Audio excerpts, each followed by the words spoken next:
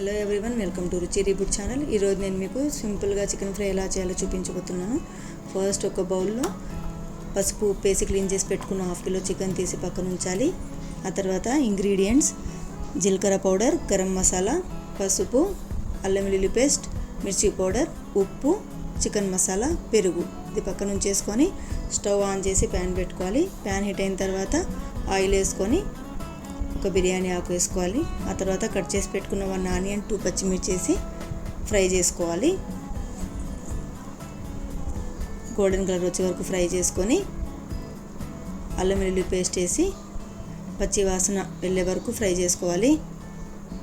ఆ తర్వాత ఈ మసాలాలని ఒకటి తర్వాత ఒకటి వేసుకొని ఫ్రై చేసుకోవాలి. ఫ్లేమ్ని సిమ్లో అడ్జస్ట్ చేసుకొని పెట్టుకోవాలండి. ఇలా కలుపుకుంటూ ఫ్రై చేసుకోవాలి. ఆ తర్వాత పెరుగేసి ఇలా కలుపుకుంటూ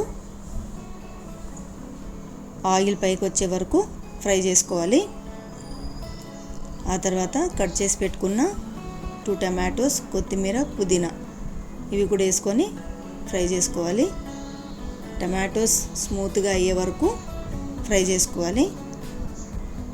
ఇలా అయిన తర్వాత క్లీన్ చేసి పెట్టుకున్న 1/2 కిలో చికెన్ వేసేసి ఫ్లేమ్ హైలో పెట్టుకోవాలి.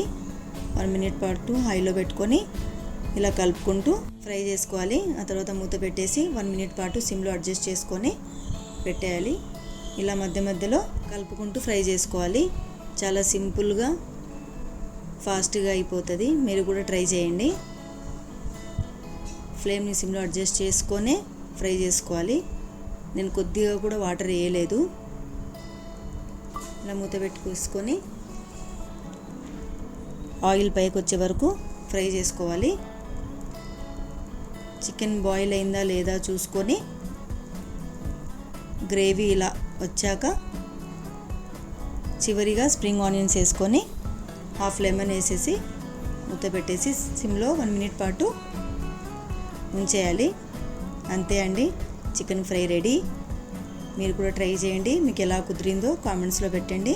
ఇక్కడ నేను ఎక్కువ గ్రేవీ మసాలాలు లేకుండా సింపుల్గా ఎలా ఫ్రై చేసుకోవాలో చూపించాను. మీకు ఎలాంటి రెసిపీ కావాలో కామెంట్స్లో పెట్టండి.